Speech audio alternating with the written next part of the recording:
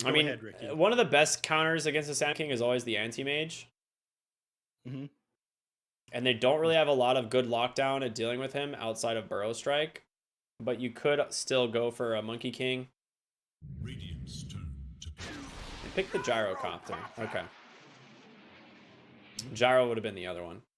Yeah. Yeah. I mean, it doesn't. It's got the same sort of thing. It plays very aggressive inside the early game, and it doesn't get countered out by a Dark Seer pickup. With They the could still Gyro go now, for do you you. think they just go for the Luna? Dire's turn to battle. Oh, they grab Tide. Okay. Interesting. Not a hero that does exceptionally well in lane against the Gyrocopter. If he decides to go for the Rocket Barrage build, that is, which some people just completely ignore it. So, a Brax favorite, though. Something he plays a lot, and that's some definite team fight that they're bringing to the table, which they do need, because right now it's really just this Queen of Pain. 5 seconds remain. They're gonna need a little bit more damage, though. Unfortunately, Queen of Pain and Tidehunter don't deal a ton of that by themselves, and they've got some Gyrocopter usually pretty tanky in the late game. Sand King's gonna be tricky to burst down. Bat Rider as well. As the game goes on, he gets a BKB. They're gonna struggle to blow him up, It is Radiant's ban. and that's a big damage here. They get rid of the Morphling. It's a good one. I mean, it's a counter to the Gyrocopter as well. It's good in lane against the Sand King, too. Sand King can't pressure him at all.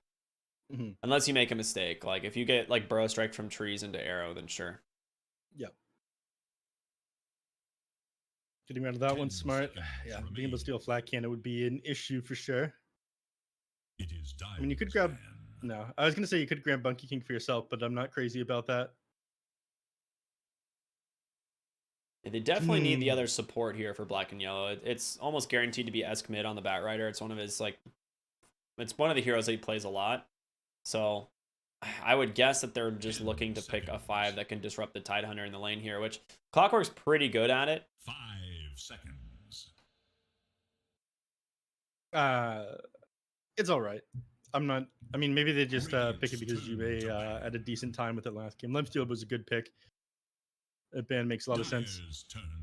I get rid of the Witch Doctor. That one kind of makes sense. I mean, it's good against anybody, any position 3 that has to play close to the lane. Just punish them by throwing the Maledict Paralyzing Cask out onto them. If you combo that on top of like Rocket Barrage or a missile, you just die. Yeah. Regardless of the fact that how tanky you are on the Tidehunter. 10 seconds. Last pick here, though. They need something with a bit more damage that can zone the Tidehunter. What's your? I mean, you were on point with the Clockwork. What's your last thought? I mean, there's not a lot of like 5s left. You could go for the Wyvern here, just so you have save for the Gyrocopter, just in case. Does like Dazzle suck too much? Yeah, Dazzle's. Dazzle's awful. Okay. Dazzle's just not a hero right now. Carry on. The 5 Night Stalker. Okay. At least we think it's going to be 5 Night Stalker. You could run safe lane Night Stalker and then 5 Gyro, but we've been seeing 5 position Night Stalkers kind of pop up here and there. And it won earlier today, did it not? Oh no, did they end up losing that game? I don't remember. I think they ended up losing that game somehow, but it looked really good for them for a while. 5 seconds remain. I'm trying to activate my almonds. I've eaten all of my almonds today. I see. Last pick here for Team though. They need Sammy's hero. And this Night Stalker honestly causes a little bit of an issue because you don't really want to pick a Juggernaut here. Night Stalker lost, yeah. Yeah. That was Gringos, right? According to that game. Yeah, it was Pingu that played sounds it. Right. Yeah, it was Pingu who was playing the Night Stalker. Yep. Team turn on its head. Did you go Faceless Void here? Is that too much? It's not enough. I don't know what you mean by too much. No, I mean like too greedy. Because like I don't know if you can actually fight into Black and Yellow's lineup with a Faceless Void. You don't really have anything that like you can dump into the Chrono too. They go back for the Luna. Okay. Yep. This makes the most sense. Yeah, I think they wanted that from the start. They banned out the Dark Seer, right? Yeah. Wait, no. I was saying the Dark Seer would have been a good pickup. No. It's mostly because of the Shadow Demon. Decent enough in lane against the Sand King too. So makes sense that we're going to be able to see this. It's going to be IX Mike on the Nyx. Flea playing the Shadow Demon. All right, Interesting. so Flea gets to play greedy. This hero pumps out a lot of damage, especially at early levels right now. They did end up buffing up how much damage he does at the start, increasing his shadow poison from 20 to 24.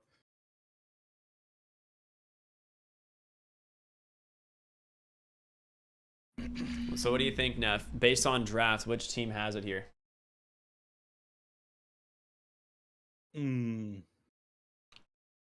I prefer black and yellow's draft. I think Night Stalker is very good. I think Bat Ride is very good. They have no way to dispel these sticky napalm stacks. I mean, I prefer Team for game number 1. Yes, you did. They ended up disappointing me as well. I'm going with black and yellow. I'm not betting any points though. I'm Put your done. money where your mouth is, Neff. I'm a changed man. I'm kind of with you on this, though. I do think the gyro pick here is really safe. I like the Bat Rider as well. Sen King, I have a hard time ever doubting.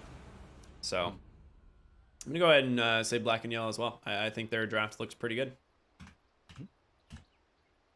Well, let's go. Last game of the day. Prepare for battle. And fortunately, Team is fairly rested. I mean, how are our groups looking so far? Wrote them all down earlier, but Mhm. black and yellow at the bottom at 0 and 2, or 0 and 4. Technically, team just have a single draw. So they're tied in the middle of the bracket, basically, with like every other team that has one draw. So not looking good for Team if they end up losing this one, but the black and yellow are very much needing the win as well. I've got it open now. Shout out to Nina putting this information together. Very nice for us on the spreadsheet, which Ricky refuses to use. What are you talking about? I've definitely used it. I'm sure. Man, the night vision from Night Stalker at the start is pretty wild. Doesn't Potom have a lot of... They reduced Potoms, didn't they? Potom never really had bonus night vision, did she?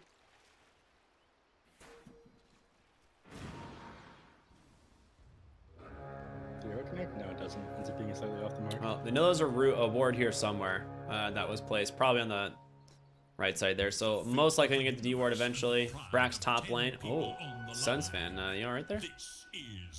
What a handsome man. 6.79 reduced night vision from 1200 to 800, like all the other heroes. That was a long time ago. Yeah, she was a night elf, so she had extra night vision. Back in Warcraft 3 days.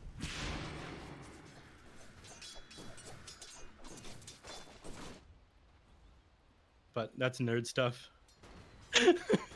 Yeah, you nerd. Yeah. If it's before 7.0, it doesn't count, right? Basically, yeah. Anyway. Bottom lane. Get some harass off onto 0 at the start. I want to punish Sand King before he's got any points in his abilities. It's pretty difficult to trade with him once he's got Burrow Strike, Sandstorm, so taking advantage of things now. It's a little bit unfortunate that you don't have a ranged hero playing with Luna down here. Don't get to take advantage of the Lunar Blessing for trades with the enemies. If we have a ranged right-click hero, then it goes a lot better, but prioritizing Flea on this Shadow Demon, it seems not a bad choice. Yeah, Zero's actually going to take a decent chunk of damage here. It does have Burrow Strike, though, so we'll end up stunning Mike there in the process. Top lane, we've got Jubei on this 5-position Ice Stalker once again, and we saw in the previous game, like, you're kind of just a glorified melee creep early on. Like, Void is a very high damage, great nuking spell, but most of its utility comes from nighttime. And then obviously Night Stalker, you just have that 1 point in Hunter in the night. You take that 22% bonus move speed, and you don't really need boots even. You just kind of run at them with support items. Yeah, get your Crippling Fear Silence for 4 seconds in the AoE. Absolutely amazing ability. Boots is still pretty good for capping the distance, getting on top of people with the Crippling Fear a little bit quicker. Yeah. Talk to me about mid lane. What's going on here? We got Esker on the Bat Rider against Aurelia on this Queen of Pain. Sorry, I'm a little bit focused on Jubei over here. Looks like he's gonna take a lot of damage. I don't think he'll take out the... Roche just comes out like, hey! Yeah, that was what are you 8 doing, stacks. Oh my goodness. That is the most you can possibly get, and Jube is just gonna laugh it off, walk away. Yeah, unfortunately, level 1 isn't able to bring down any strength heroes. But now I'm going to talk about the mid lane here. I mean, obviously, Esk, he needs to play pretty close to the lane. He's got very short range, but anytime he wants to actually commit on the Queen of Pain, she's able to just get like 1075 range away. So you never actually have too much kill potential here on the Quaff unless she wastes her blink completely. Well, this is why you pick a value point in Flame Break when you're against the Queen of Pain, right? Because you're not going to be able to stand on there with the Firefly. And that was just a huge nuke just from those 2 ticks. Yep. It costs you a lot of your mana, though, 110 to drop that, but definitely worth it if it does that kind of damage. You'll be able to heal back up as long as you get the Shadow Strike off. Ugh. Yeah. Yeah, right. So What he'll was that? heal back up. I thought he was going to commit Firefly there, but he didn't have mana. I was curious why Roy walked that far forward afterwards. But the reason why is because he's smarter than me. I mean, he got a bottle refill there from Flea, and gonna try and do a decent chunk of damage back out onto Esk. He's gonna have to back for his bounty rune. Refill that bottle. Top lane, we have Brax. And again, we are skipping the Rocket Barrage here, so he's gonna be chill on the Tidehunter. Just says, high five me, bro. I don't care. He's unkillable without the Rocket Barrage. Yeah, I mean, he's going stats on the Gyrocopter. We see this build all the time. He's put his first point into it. I'm not sure if he goes multiple, but at this point, if you're committing 1 point into it, you might as well like continue to put extra points in. Oh yeah, the way I've seen it is they literally skip Rocket Barrage until the end of the game. Like they actually just max stats. No. It's like it increases the farming speed. Rocket Barrage is such a high damage spell, especially against a hero like Tidehunter is going to be reducing your damage based on what your base damage is. You're only going to be hurting him with spells essentially.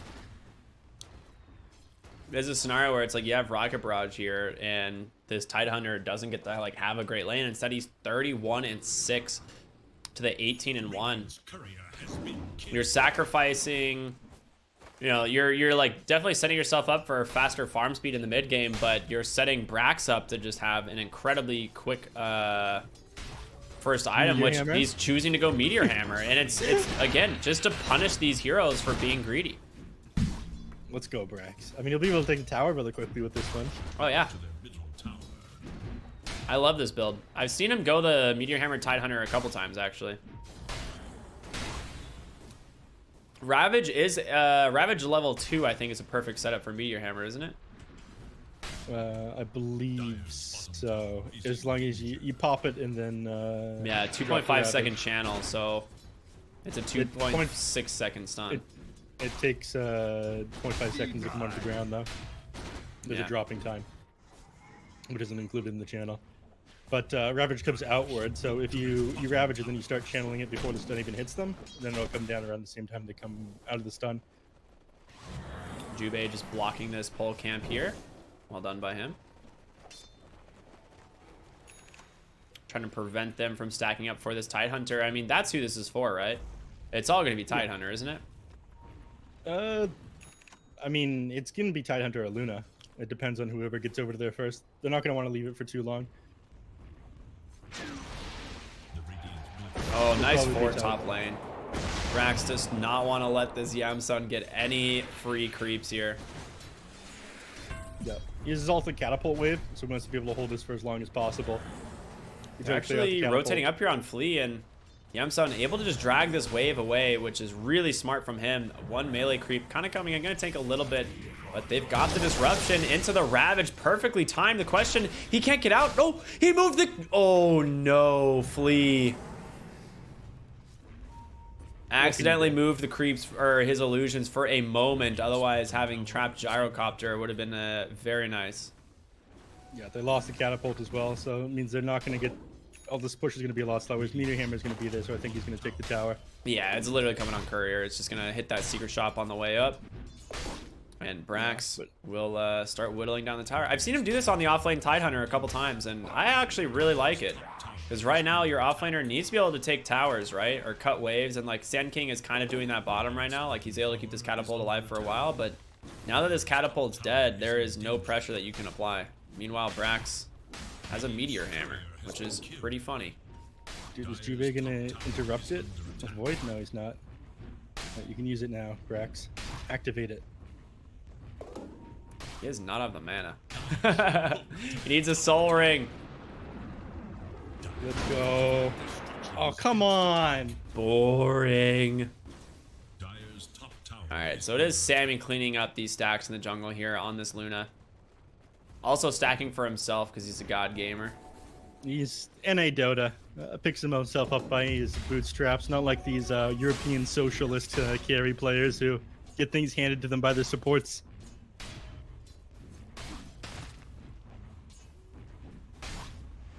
Same goes It's kind to of their funny that they MMR. brought Jubei up here because he knows that like Tidehunter just wants to channel Meteor Hammer on the tower and he has to like hide in the trees to get the channel up. Is no more.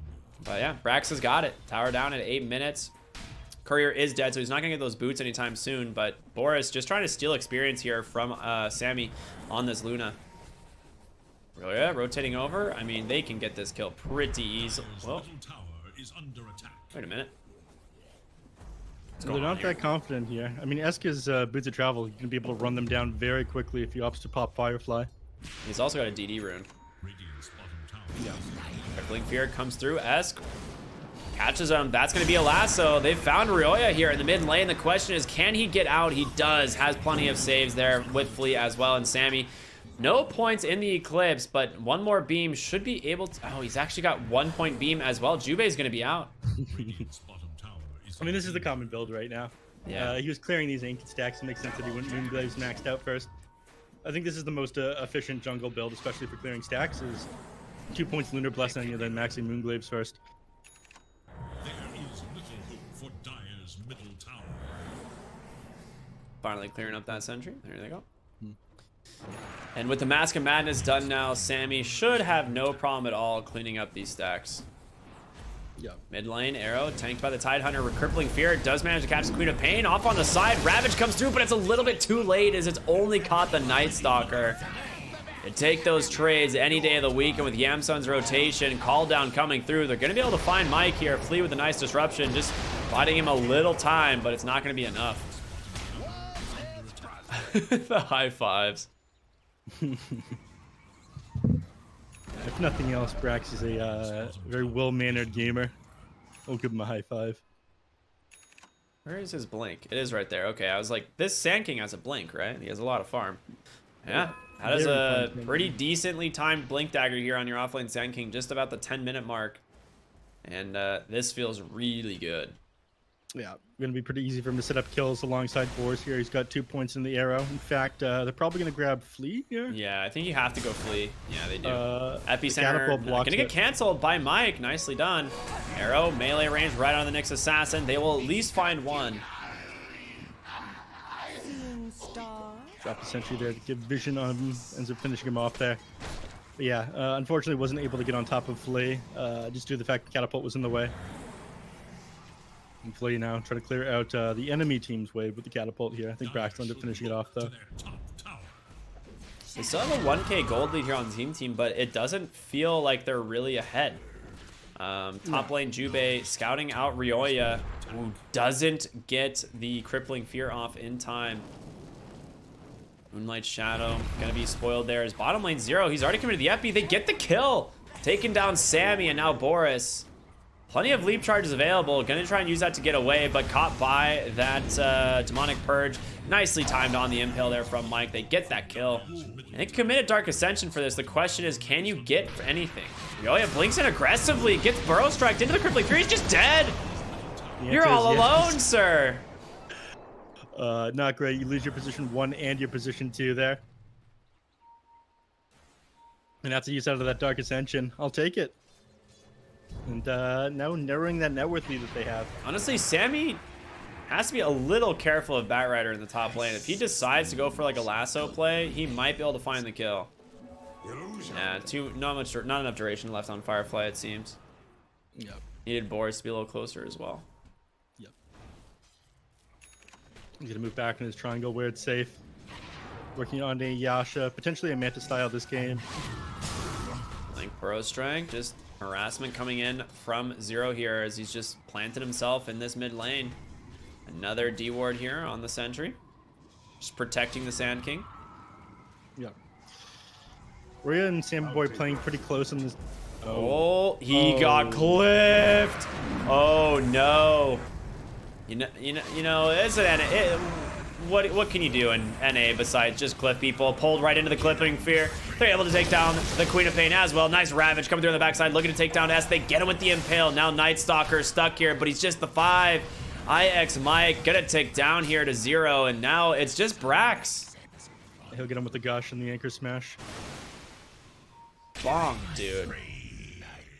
Space for Yamsun, though, I suppose. I mean, you just lost Sammy and Ryoya once again. Yeah, you lost Sammy twice in a row there.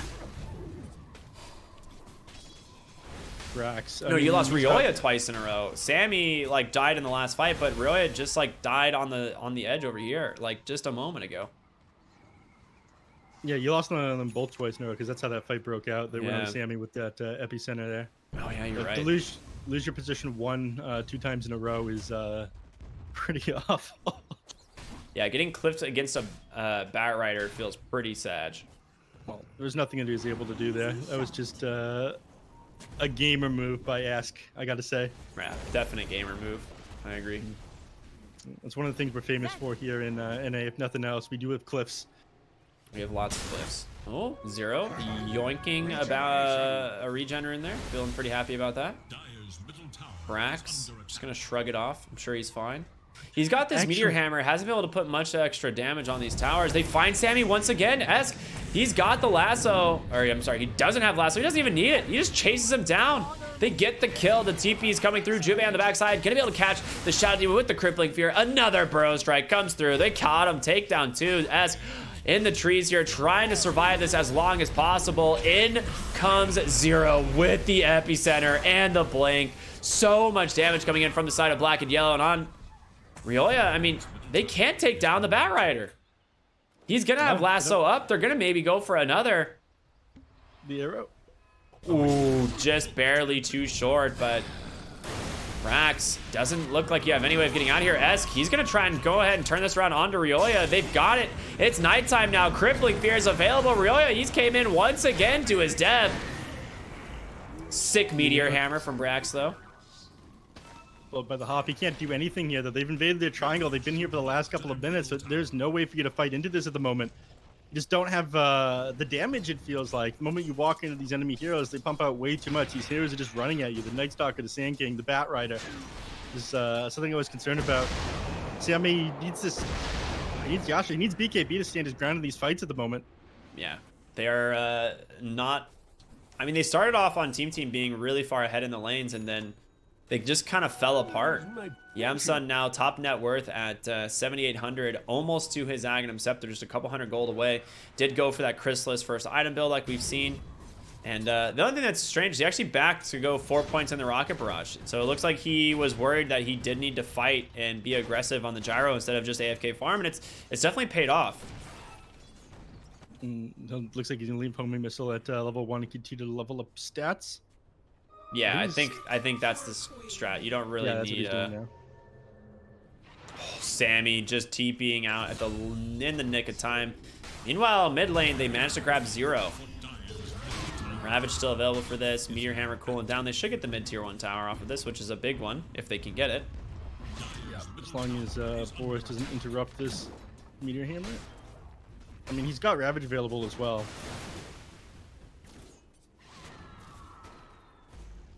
I think they're not wanting to commit on it. All right, there it is. Dropping the Meteor Hammer from max range. That'll do it. That's all he needs. Arrow. Not going to connect, but well done by Brax, securing that mid-tier 1. And honestly, very necessary. Like, they have really struggled here to open up the map here on Team. Like, their triangle, like you said, invaded by Black and Yellow for most of the mid-game. Dust catches Mike. Jubei trying to set something up here. Zero's got this Burrow Strike and Epicenter available, but Brax, he's just dangling, man. If there's anything we've got in NA that's not just cliffs, it's some good danglers. The best. You know, it's really funny because Sammy actually has been saying on his stream lately, RTC cosplay. And he truly did an RTC cosplay when he was over here on this clip. I was like, where are you going with this? But now I see. They're just going to backdoor the mid tower. They know they control this Radiant jungle, and there's not a lot you can do on team. So tower pretty low. They'll just snag that one. Earn in his backpack. Okay, Jubei might want to rethink that one. Oh, there's already a vessel on Boris. All right, that's some miscommunication. Definitely just go sell the urn now. Yeah. Unfortunate. What can you do? I mean, you just 100% sell that. There's no reason to keep it at this point. Smoke up here, ready to go. It is nighttime. Dark Ascension available. Yamsun finished that Ags and also have a bottled double damage rune. Best case scenario, Dark Ascension comes through. They haven't found anything quite yet. They're gonna see the Queen of Pain Courier, and Esk just gonna follow this one right to his target. No, they just go into the Roshan. Forget it. Yamsun, he's got bigger targets with this DD Ags. They want to put it to good work, and Moonlight Shadow comes through. And it might just be too little, too late for Team. I mean, they're backing up to the mid lane. They smoke. Brax does have Blink Dagger, does have the Ravage, but Roshan, it's already dead. Yamsun's gonna grab that one, and they find Queen of Pain as well. Set up by Zero on the IP side. The BKB comes out from Eski, gets the lasso, finds the Nyx Assassin. Now looking for more Jubei, just gotta get in range. What a flame break. Catches Flea just on the corner. And that's going to be 3 kills going their way. Hunting for more. They found the Luna. The Burrow Strike. He takes the arrow on Tidehunter. Maybe. I think it was trying to go for a Ravage. But we'll say it was to get down Mr. President, because Brax doesn't make those kind of mistakes. But it's going to be a 5-man wipe here for the side of black and yellow. That is incredibly rough. They lose the Queen of Pain. They lose everyone else trying to mitigate their losses there. Everybody ended up running in, just trying to save the next hero. And I think Brax and Sammy Boy were thinking about turning on that fight if they grouped up there with the Blink Dagger reveal. But without BKB, I don't think the Luna's going to be able to stand her ground and survive these team fights. I think she just needs this Manta-style BKB way too badly.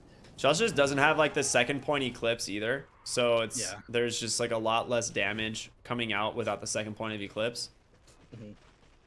But they might have been able to find a kill or two. It's just, you would have still all died. Yeah. But that was just save a friend syndrome there. Queen of Pain ends up going down. Run under reward Sentry. Nyx. Ooh. A little bit of This is mistime fine. there on the Yules. They're going to actually find Sand King. Nicely done.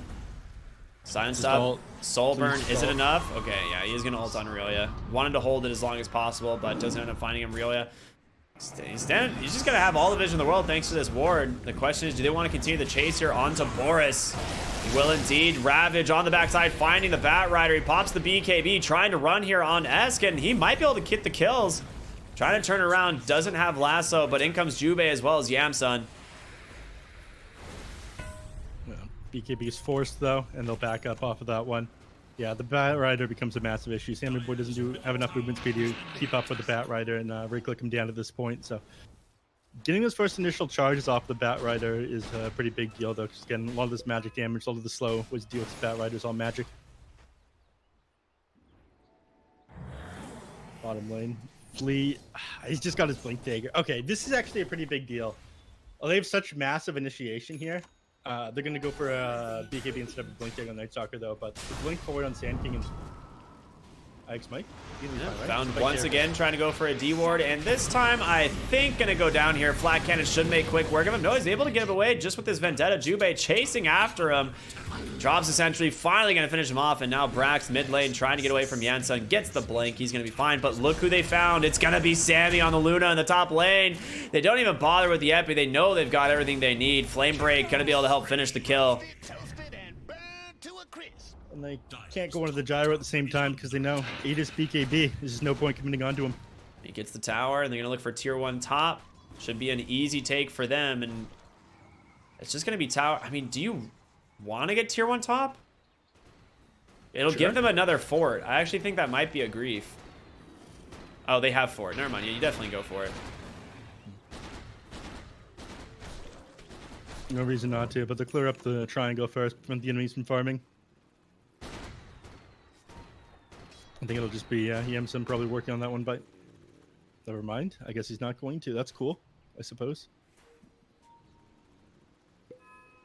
He's gonna get it, right? There's no way they don't just take the... Okay, they're showing bottom lane, by the way. Ryoya found by Zero. He committed the epi for this for some reason. Trying to find him in the trees. He's not gonna get it.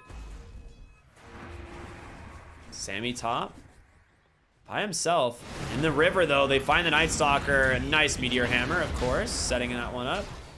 And Jubei, I mean, there's no way he survives. Way too much damage coming in. The Demonic Purge making quick work of that.